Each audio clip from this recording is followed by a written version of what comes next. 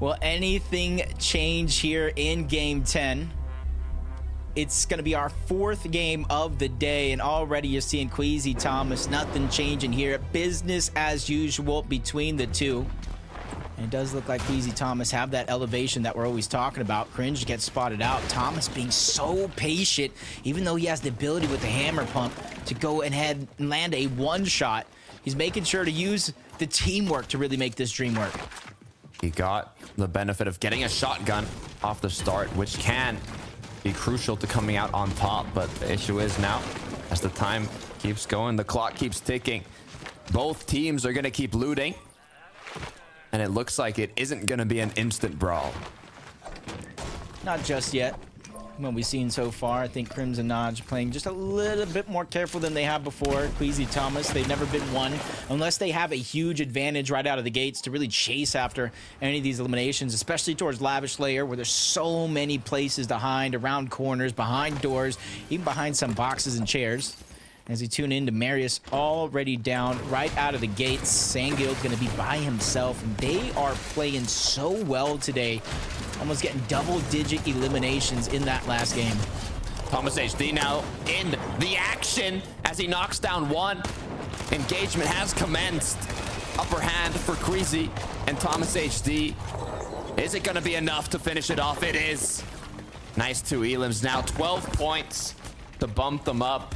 Currently, they were third place going into this match, just 7 points below Reason and Vidil. So with these 12 points, they're already going to be in second. Already we're seeing positions change, and that's exactly how the fight started. Crimson Naj trying to work their way up. Thomas, Queasy already having that advantage. In the end, the fight just as quick as it starts. But from one side of the map to the other, Snooty Steps, rather calm. His Reason does look like he's already stuck as a solo. And this might change the way you think. It might change the way you play if you're someone like Reason, especially with its 1.5 points. Placement is everything for him in this situation. Once again, Mally Murstache picking up the medallion and mythic loot here. Now shortly going to go towards the vault. There are duos in fencing fields, but they're not exactly fighting each other off the start. They're focused more on looting up and continuing the rest of their path. They have this planned down to the second from the amount of times they've done it. What the farm on the rotate, how to maximize how long it takes. Ping Mixin now as well, already outside of their original drop spot, being chased down almost, it seems, by a duo on a Rich. Shots still going through, even though that's not a ton. That team is getting the shots. It's just allowing them a little bit more flexibility and freedom as the game does progress, especially if they're still able to find surge shots, even if it's not just on Mixin and pings.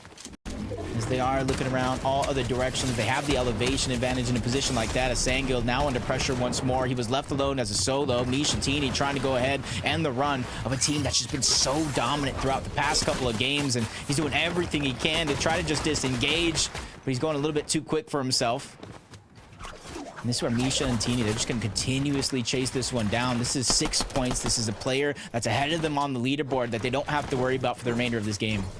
Looking to plan his escape route. Does have that grapple blade in hand, giving him the advantage, as I believe his opponents do not. So they'll take shots from afar, but they're not going to be able to chase Sangild as quickly as he's able to escape.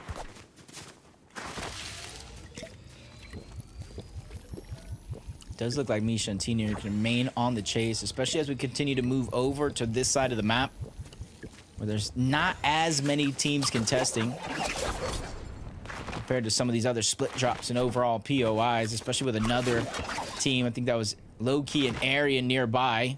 Misha and Tina might get distracted with them and allow Sangild to get out and have a chance to get Marius back into the game, because that's going to be the biggest thing. There's a huge strength in numbers. Even with some solo clutches, the biggest difference is when teams are able to make it to the end game alive.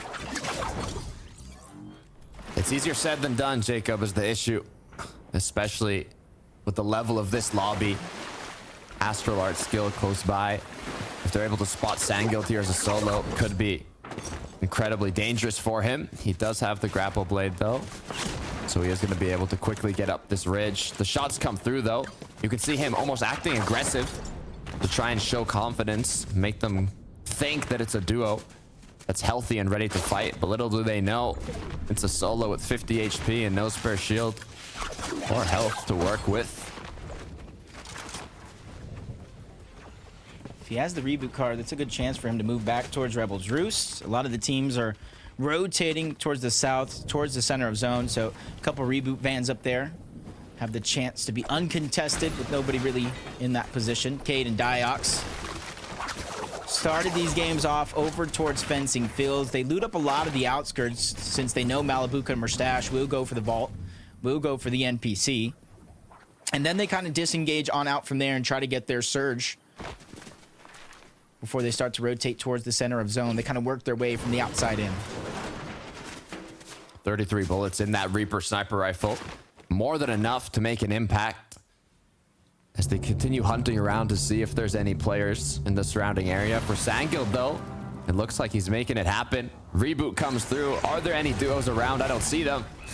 No shots coming through either, but just in case, building up, making sure they're good to go. You can see on the mini-map, though, it looks like someone's interested. Yeah, there was one duo that heard the noise, and they're quickly rotating off into this direction. They know exactly where the reboot van is, but they don't have confirmation that they are still there. Up until this point where Sandguild breaking through. You still have to break those. I actually got stuck on that the other day. The fight's going to begin, though. That's Artskill on the other side. Makes easy work of Sandguild. Marius going to have to go ahead and make up for it. He was able to grab a decent loadout for a situation like this, trying to burst into the box. Artskill is going to be there on the other side, a trade for trade, a knock for a knock. But Marius still has a player on Astral right below him who is full shield and HP that he has to work his way through. Marius was the one that got rebooted, so no shield to work with. Just a little bit of weapons. He can make it happen. He just needs to hit that initial big shot. He cannot take one from his opponent here. Astral 26. It's not going to be enough yet, but if you can keep it coming, 4 builds to work with. Now in the box, needs to get out. Unable to hit the next shot as now he's dropped down. Forced to work with just 3 builds. He needs to connect this next shot. Uh-oh, running out of time here. There's not a lot of heals to go around as Astrals does look like he might try to bait out the revive, get Marius to break into the box, and really has no other choice unless you want to go ahead and try to find a 2v1. Seconds left. Player will go down overall due to timing, which kind of solidifies it into a 1v1. Marius trying to turn and burn, but Astral just too much HP. I said that in the beginning. He was full shield and full HP. Unfortunate enough, there was a great attempt, but it can't overtake your opponent. We'll take a look now. Pixie walks. Lasky Hen. They are going to be around the forecast tower. Taking shots with the sniper. Unable to connect one yet, though, as the waiting game here for the objective will continue. Actually, oh, wow.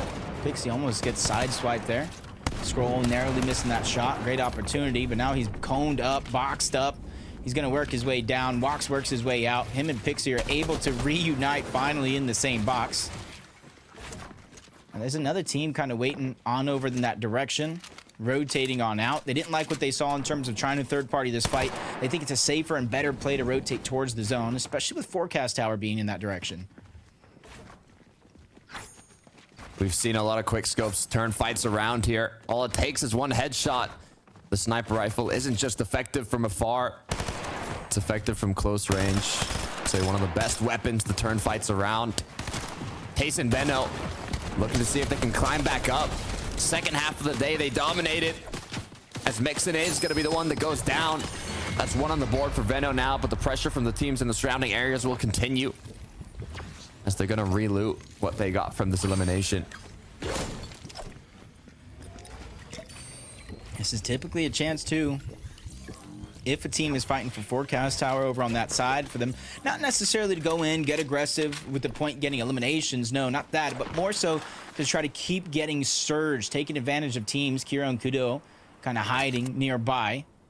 Don't want to really take that risk. Got to imagine Forecast Tower saw it in the distance, already boxed up. Queasy Thomas with their early game eliminations. They're feeling comfortable sitting on top of Lavish Layer. And with the zone rotating towards the north, they're just hoping that all those teams that landed towards the north, whether on the east or the west side, use Lavish Layer as a way to rotate through. And that's how they're hoping to find their surge.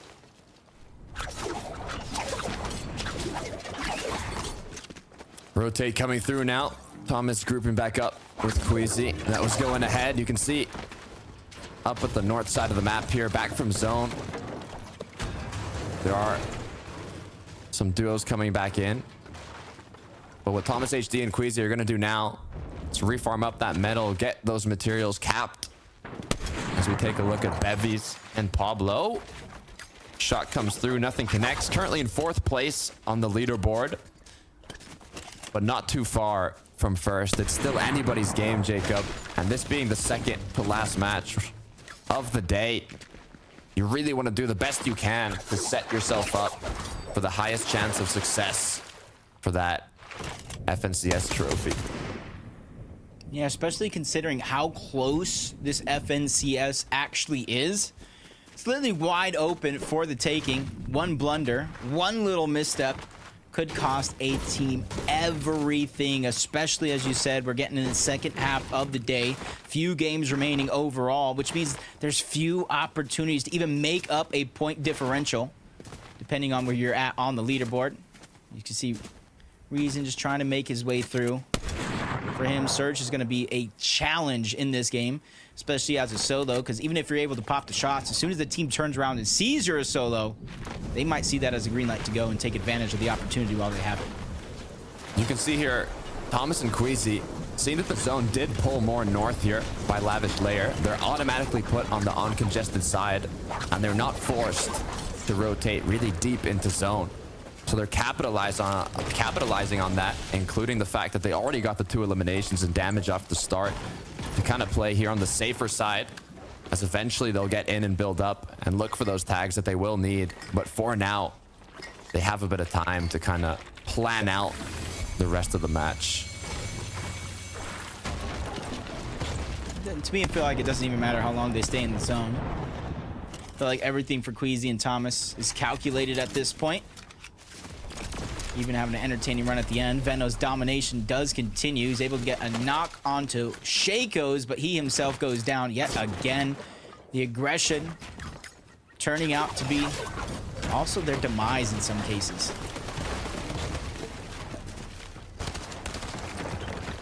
Does look like Reason's getting pushed. Yeah.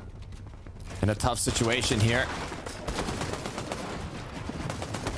487 points on the board, 43 builds to work with. He does have those 3 medkits if he would like to stay in zone longer, but forced into this engagement, he really needs to show his dominance. Hey, he's doing a good job fighting back, especially with numbers massively against him. One's gonna go down, but unfortunately, he's just all by himself in the numbers game. The 2v1 is just too strong for him to overtake, but you gotta give him credit being able to not only fight back, but at least get a knock onto one of the 2 players.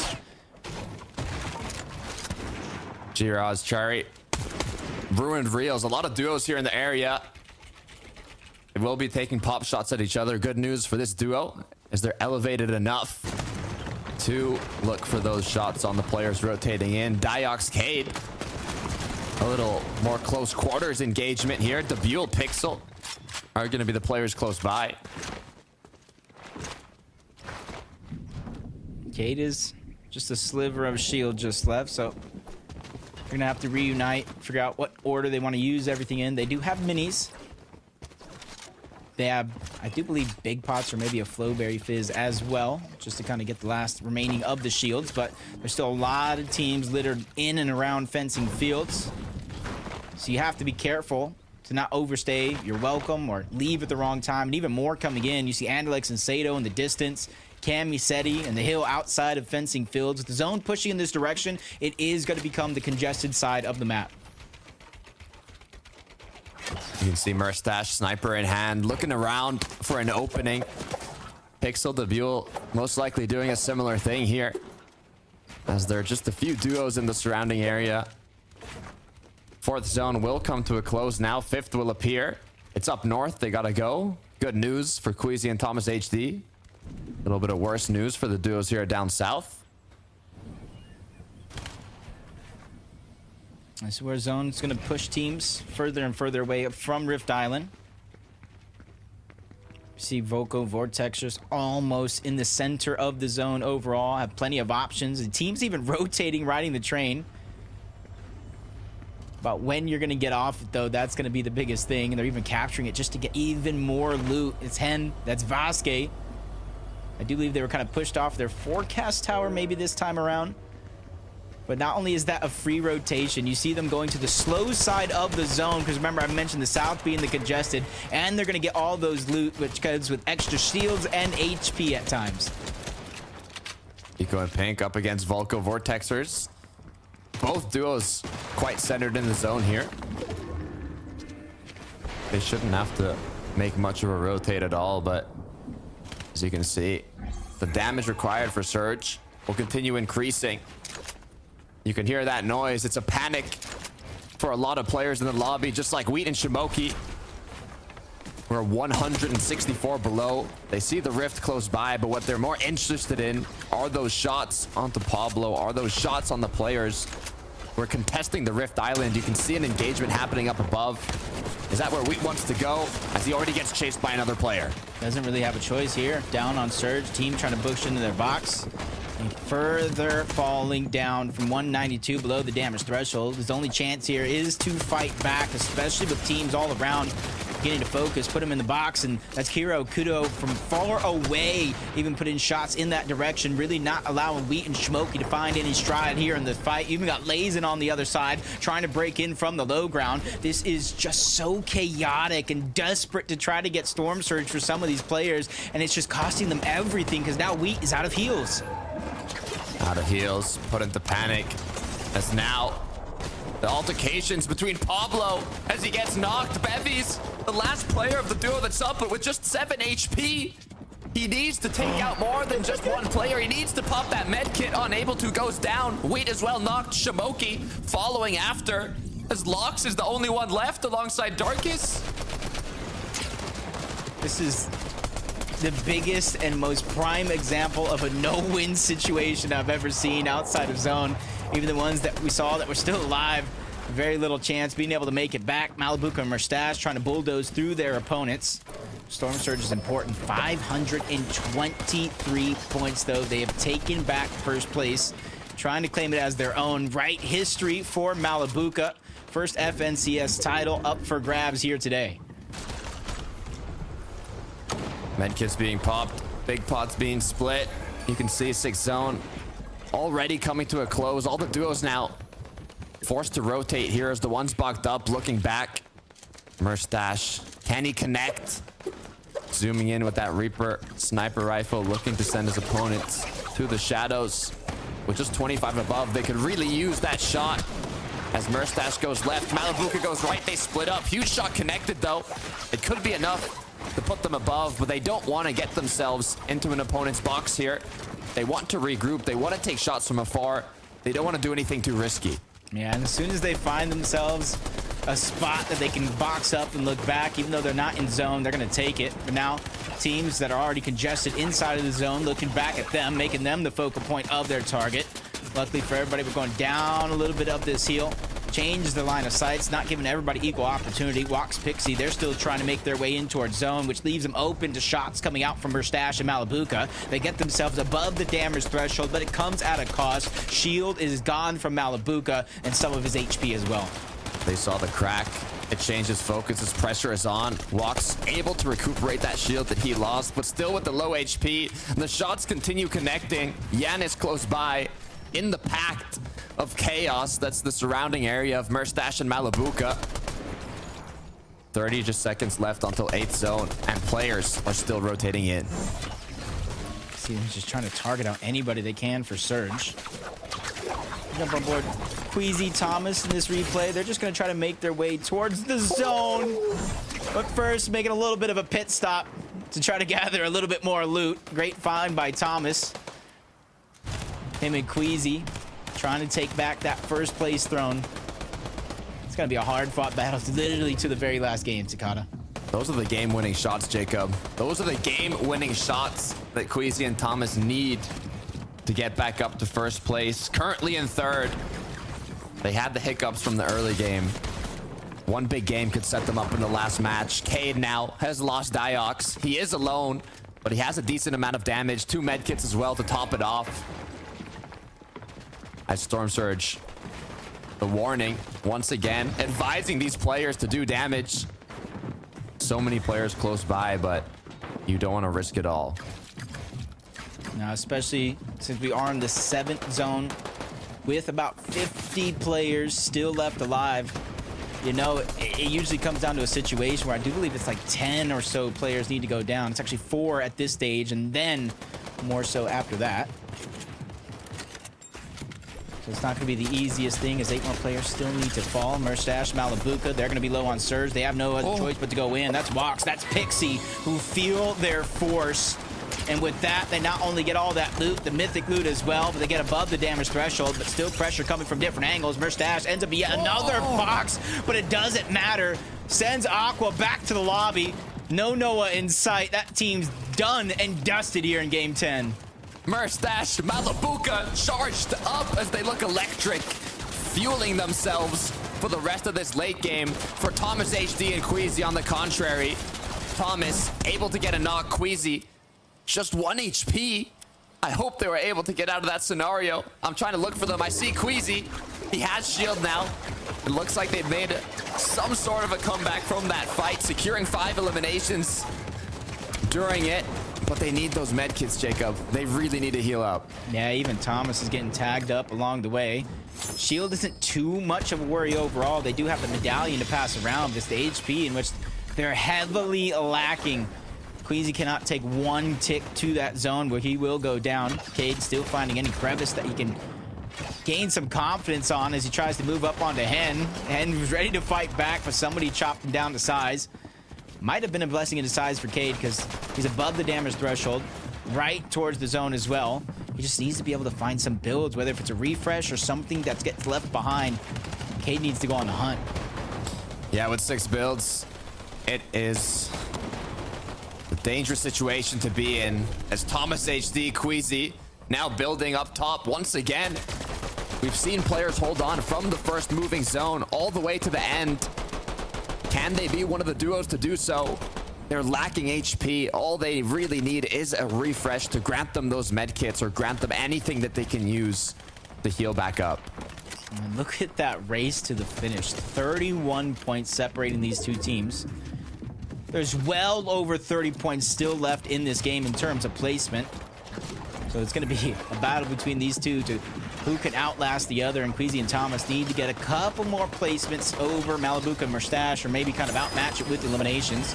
Medkits, big pots are coming out. Malabuka and Merstash getting ready for this next rotation, but first they're going to kind of disrupt a couple of these teams before they go ahead and make that rotation possible. Cade goes in, gets a knock, pressure coming in from all angles, not able to clean up the elimination before he goes down himself. Be careful, as Thomas HD Queasy now forced to fight second high. Do they have what it takes to maintain it? It was Cammy, it was Seti down below, applying that pressure as they're back up top. Yep. We've seen this in that last game. Of course, Queasy was just a little bit more healthy, but they were somehow able to find the med kit in which they were looking for. Great eliminations, a great find for them from top to bottom, high ground to low. Merstash, Malabuka being the defining force. It's like everybody, whether they're up or bottom, has to go through these two teams if they're looking to take a huge VR. And Malabuka, Merstash, they want to get to the front side of zone. They're tired of being last. Thomas hits a nice snipe onto Darky. Everything comes crumbling down, but Queasy and Thomas are quickly able to find their footing and save the day. Grapple Blade continuing to be used, no longer with height. It's been given up, as now they've been split. They need to regroup. You have to be careful here. You cannot lose your duo partner, but the chemistry isn't high enough. Thomas HD cracked, 60 HP, takes a shot at the pixel, gets out of the box, and now continues to find his duo. Yeah, Medallion clicking him up. Malabuka, Merstash goes down. It's this amount of placing differential that Thomas and Queasy need to overtake that first place spot. They have 6 eliminations and looking for more. They set their eyes to the backside of the zone. It is pulling in that direction. They know somebody's there, but it's Eclipse. He's trying to start his heal off early to gather more placement. They have no materials, though. They need to make something big happen. As from Ozone to Stratosphere in the sky, Yanis and Flixie as high as they can be. Thomas HD, though, down in the dirt as he crawls towards his enemies. Yeah, they don't really have enough to look up towards the sky. They're doing the bare minimum to stay alive from one stage to the next. And they know somebody's pressuring them from above. Time is running out. Builds are looking thin. Queasy, Thomas are going to have to look to make a play on a player, but it's them. Queasy gets aggressed on from the backside of zone, but the tables have turned. Hari's going to be able to get a knock on the one, but a ton of damage onto Thomas. Seti's going to complete the flank. Queasy's fighting for his life out here, and he gets the elimination onto Seti. Finds a couple of builds, but the zone is forcing him into a whole nother team's hands. Somebody call security. Queasy's looking unstoppable as he needs to make something happen. Zone gets the best of him. Kinuo still up with 4. Can they get 5? They get the knock onto Sky, but the duo up above, it's Yanis x Flixie. They want to take it home. They already have one VR in the tournament yesterday. They're looking to go ahead and grab another one. Flixie came here to play. Yanis taking the high ground, denying all entry to Kiro and Kunuo as the first down is going to come through. Yanis and Flixie, 8 elims. They make it look easy as they take the game by force. What a way to close off the second to last match. Once again, a drastic change in the leaderboard. These grand finals have been way too intense, Jacob. I just cannot wait to see how they unfold. This is just really turning out to be a photo finish. A knock on the Pixel, gets the elimination, dropping down, and Flixie, he's been around. He's been here. Not enough respect gets on his name, and with domination just like this, Yanis and Flixie moving up the leaderboard. Hey, this could be his first FNCS championship. Look, Janis was actually duoed up with Vidil when Vidil secured his first ever and only FNCS title.